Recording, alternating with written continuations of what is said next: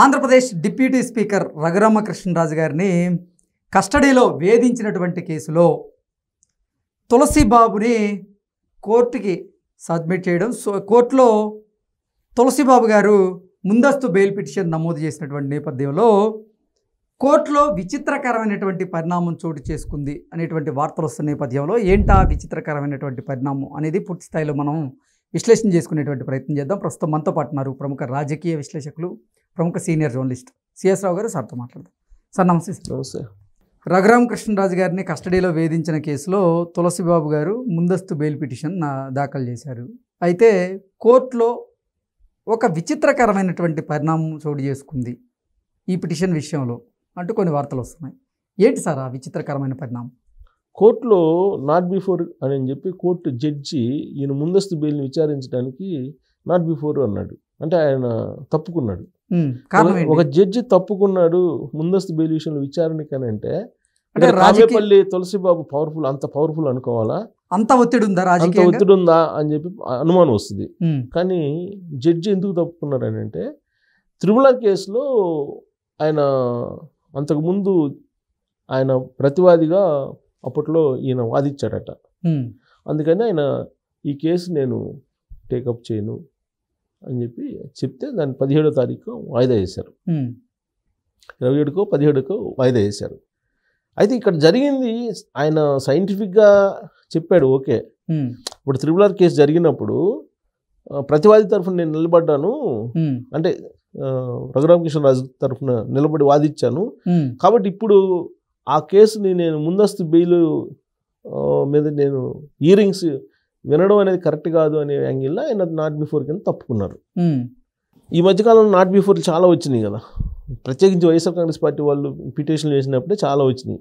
అంటే ప్రెషర్ కావటమా లేదంటే అది మంచిది కాదు అనే ఉద్దేశంతో జడ్జిలు వెళ్ళిపోయి ఉండొచ్చు, దాంట్లో మనం అభ్యంతరం పెట్టాల్సిన అవసరం లేదు. కానీ దీన్ని తులసిబాబు అంత పవర్ఫుల్, ఈవెన్ జడ్జి ఆ కేసుని వినలేక జడ్జి నాట్ బిఫోర్ పెట్టారు అనే యాంగిల్లో వెళ్ళిపోయింది. ఎందుకు అతని గురించి మాట్లాడుకుంటున్నారు అని అంటే రఘురామకృష్ణరాజు గారు మీద అత్యాచారం చేసినటువంటి వ్యక్తి ఇతను. గుండెల మీద కూర్చొని రఘురామకృష్ణరాజు గారిని ఆ రాత్రి చంపడానికి ప్రయత్నించినటువంటి ప్రధానమైనటువంటి నిందితుడు ఎవరైనా తులసిబాబు అని చెప్పి రఘురామకృష్ణరాజు గారు అనుమానిస్తున్నారు. ఆ మేరకు పోలీసులకు కూడా ఆయన వాంగ్మూలం ఇచ్చారు. తర్వాత అనుమానం కూడా వ్యక్తం చేశారు. ఈయనతో పాటు ఇంకొక ముగ్గురు ముసుగు వీరులు ఉన్నారు. ఆ ముసుగు వీరులు ఎవరు అనేది బయటకు రావాలి. ఎప్పుడు ఆ ముగ్గురు ముసుగు వీరులు వ్యవహారం బయటకు వస్తుందంటే తులసిబాబు నోరు ఇప్పాలి. తులసిబాబు నోరు ఇప్పాలి, లేదంటే విజయపాల్ అన్న నోరు ఇప్పాలి. విజయపాల్ ఏమో నాకు తెలియదు, గుర్తులేదు, మర్చిపోయా ఈ చెబుతున్నాడు ఆయన. విజయపాల్ పోలీసు కస్టడీకి తీసుకున్నారు, కానీ ఆయన ఏమో చెప్పట్లేదు. ఇప్పుడు తులసిబాబుని అరెస్ట్ చేశారు. మంగళవారం రోజు బుధవారం రోజు అరెస్ట్ చేసి రిమాండ్కి పంపించారు. పోలీసు కస్టడీకి తీసుకొని విచారించారు. విచారించడానికి ఈయన గుంటూరు ఎస్పీ దానికి విచారణ అధికారి. గుంటూరు ఎస్పీ విచారణకి పిలిస్తే తులసిబాబు జనరల్గా విచారణకి పిలిచినప్పుడు ఎట్లా వెళ్తారు? ఒకడే వెళ్తాడు, అంతే కదా. ఈయన గుడివాడ నుంచి ఒక 30 కార్లతో ర్యాలీగా వెళ్ళాను. ఎక్కడికి? ఒంగోలు ర్యాలీకి వెళ్ళి విచారణ దగ్గర ఎస్పీ దగ్గర, ఎస్పీ ఆఫీస్ గేట్ల దగ్గర మొత్తం అందరినీ అలౌ చేయాలని చెప్పేసి డిమాండ్ చేశారు. డిమాండ్ చేసి నానా రకాల హంగామా చేశారు, అక్కడ అల్లరి చేశారు. దాంతో ఆ 30 కారుల్లో వెళ్ళినటువంటి జనాలు ఎవరైతే ఉన్నారో వాళ్ళందరి మీద కేసులు పెట్టారు అక్కడ. సరే, ఎట్టకేలకు విచారించారు. విచారించిన తర్వాత జడ్జి ముందు ప్రవేశపెట్టారు. ఆయన రిమాండ్కి పంపించారు ఇతన్ని, తులసిబాబుని. ఆ సందర్భంగా ముందస్తు బెయిల్కి ఈయన అప్లై చేసుకున్నారు. ఆ ముందస్తు బెయిల్కి సంబంధించి అప్లై చేసినప్పుడు ఇది జరిగింది. అయితే ఇక్కడ ఇంకొక పాయింట్ ఏంటంటే ఈయన ఒంగోలు వెళ్ళి విచారణకి వెళ్ళిన సందర్భంగా గుడివాడ ఎమ్మెల్యే రాము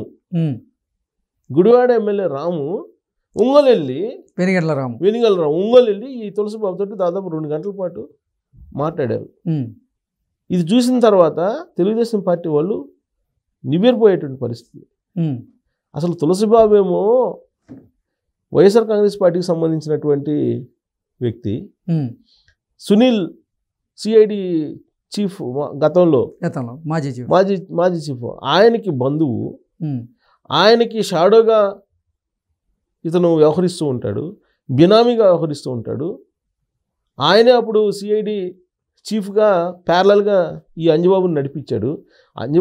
అఫీషియల్గా ఆ సునీల్ ఐపీఎస్ సిఐడి చీఫ్ అయినప్పటికి కూడా దాని సమాంతరంగా ఇతను వ్యవహరించాడు అనేది కదా ఇతని మీద ఉన్నటువంటి అనుమానం, ఆరోపణ కూడా అదే కదా. ఇతను సిఐడి ఆఫీస్కి వెళ్ళి ఇతను రఘురామకృష్ణరాజు గారిని చంపబోయాడని అంటే వైఎస్ఆర్ కాంగ్రెస్ పార్టీ కోటరీలో ఎంత ముఖ్యమైన అయి ఉండాలి ఇతను. కామేపల్లి శ్రీనివాస్ అనే అతను, తులసిబాబు శ్రీనివాస్ గారు, కామేపల్లి తులసిబాబు అనే అతను ఎంత పవర్ఫుల్ అయి ఉండాలి.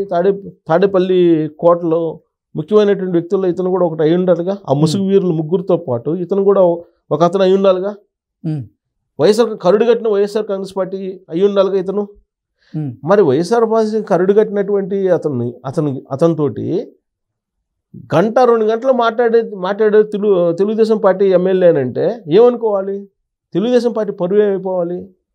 అసలు తెలుగుదేశం పార్టీ ఏం జరుగుతుంది అనే దాని మీద ఇప్పుడు విస్తృతంగా చర్చ జరుగుతుంది ఈ సంఘటన బయటకు వచ్చిన తర్వాత. గతంలోనేమో మనం చూస్తే ఆయన జోగి రమేష్ తెలుగుదేశం పార్టీ వేదిక మీద హ్యాపీగా పాల్గొన్నాడు. పక్కన పారసారథి, ఇంకో పక్క ఏమో కొనగల నారాయణ, వీళ్ళిద్దరు ఉన్నారు తెలుగుదేశం పార్టీ వాళ్ళు. తెలుగుదేశం పార్టీ వేదిక మీద ఈయన కనిపించారు. గౌతు లచ్చన్న గారి విగ్రహ ఆవిష్కరణ ఇది జరిగింది ఆ సందర్భంగా నూజివీడులో. అంతకుముందు తెలుగుదేశం పార్టీ వాళ్ళకి సంబంధించి కొన్ని ఇలానే బయటకు వచ్చాయి. తెలుగుదేశం పార్టీ వాళ్ళతో వైఎస్ఆర్ కాంగ్రెస్ పార్టీ వాళ్ళు అంటగాగి, లేదా వైఎస్ఆర్ కాంగ్రెస్ పార్టీ వాళ్ళు తెలుగుదేశం పార్టీ వాళ్ళతో అంటగాగినటువంటి ఇష్యూలు చాలా వచ్చినాయి ఈ మధ్యకాలంలో. అసలు పవర్ పోకర్స్ వైఎస్ఆర్ కాంగ్రెస్ పార్టీ వల్లే తెలుగుదేశం పార్టీ ప్రభుత్వంలో కూడా ఉన్నారనేది వినిపిస్తుంది.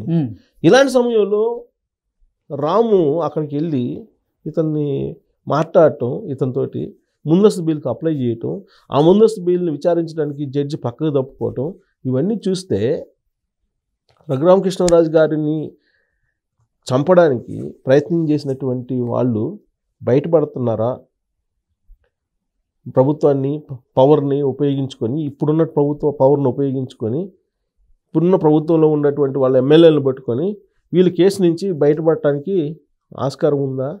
బయటపడటానికి ప్రయత్నాలు చేస్తున్నారా? అసలు పార్టీలో వాళ్ళే, తెలుగుదేశం పార్టీలో వాళ్ళే, తెలుగుదేశం ప్రభుత్వంలో వాళ్ళే అనే అనుమానం సహజంగా కలుగుతుంది. అలాంటి చర్చ కూడా జరుగుతుంది ఇప్పుడు.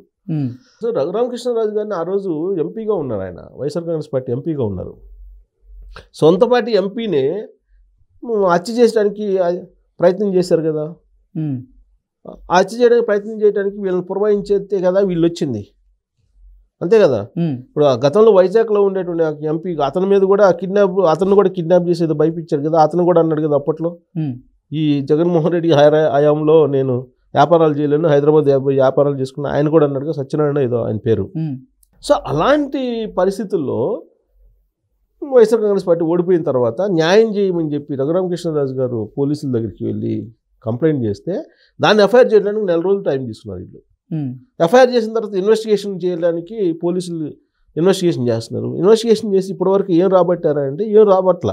విజయపాల్ని తీసుకొచ్చారు, విజయపాల్ని తీసుకొచ్చి నాకు గుర్తులేదు తెలియదు అని చెప్తే రాసుకున్నారు. ఇతను తులసిబాబుని తీసుకొచ్చారు, తులసిబాబుని తీసుకొచ్చుకొని విచారించారు. మరి తులసిబాబు ఏం చెప్పారంటే ఏమీ చెప్పలేదు. ముందస్తు బెయిల్ కోసం ట్రై చేసుకుంటున్నారు అందరూ. మరి ఈ కేసులో ఎందుకు ముందుకు సాగట్లేదు ఈ కేసులన్నీ అంటే, ఉదాహరణ మనం రాము పోయి అక్కడ కలిశారు కదా, అలానే మిగతా వాళ్ళు కూడా తెలుగుదేశం పార్టీ వాళ్ళతో కలిసి తెలుగుదేశం పార్టీ వాళ్ళ మద్దతుతో బయటపడే ప్రయత్నం చేస్తున్నారు అనేది ఇప్పుడు వినిపిస్తుంది. మరి రఘురామకృష్ణరాజు గారు అయితే వదలరుగా, పైగా డిప్యూటీ స్పీకర్, ఇప్పుడు రాజ్యాంగబద్ధమైనటువంటి పదవి. మరి రఘురామకృష్ణరాజు గారు వదులుతారా? ఒకవేళ ఎన్నికల రాము పోయేసి కలిసి అభయహస్తం ఇచ్చినప్పటికీ కూడా వదలరుగా. ఆయన వదలరుగా, వదిలిపోయి ఇప్పుడు తనను చంపడానికి ప్రయత్నించినటువంటి వాళ్ళని ఆయన ఎందుకు వదులుతాడు? అందుట్లో ఆయన ఒకసారి డిసైడ్ అయితే, అదేదో మహేష్ బాబు సినిమాలో ఏదో డైలాగ్ ఉంటుంది, ఒకసారి డిసైడ్ అయితే వార్ వన్ సైడ్ అయితే, వార్ వన్ సైడ్ అయితే, ఒకసారి డిసైడ్ అయితే ఫిక్స్ అయిపోతే, ఒకసారి ఫిక్స్ అయిపోతే ఇంకా వెనక్కి తీసుకునే మనిషి కాదు కదా రఘురామకృష్ణరాజు గారు. ఇంత పోరాటం చేసినటువంటి రఘురామకృష్ణరాజు గారు ఈ విజయపాల్ను లేకపోతే తులసిబాబును వదిలిపెడతారా? ఎంత దూరమైనా వెళ్తారు. మరి తెలుగుదేశం పార్టీ రాము కాపాడతారా? కాపాడే ప్రయత్నం చేస్తున్నాడు, కాపాడగలరా? ఇదంతా ఏంటంటే పార్టీకి ప్రభుత్వానికి చెడ్డ పేరు, ఎగ్జాక్ట్లీ ఒక రకమైనటువంటి మరక. ఇలాంటి పరిణామాలన్నీ కూడా నేరస్తుడు ఆ నేరస్తులాగా చూడాలి. అయితే నీకు బంధువు అయి ఉండొచ్చు, లేదంటే నీకు సన్నిహితుడు అయి ఉండొచ్చు, నీ స్నేహితుడు అయి ఉండొచ్చు.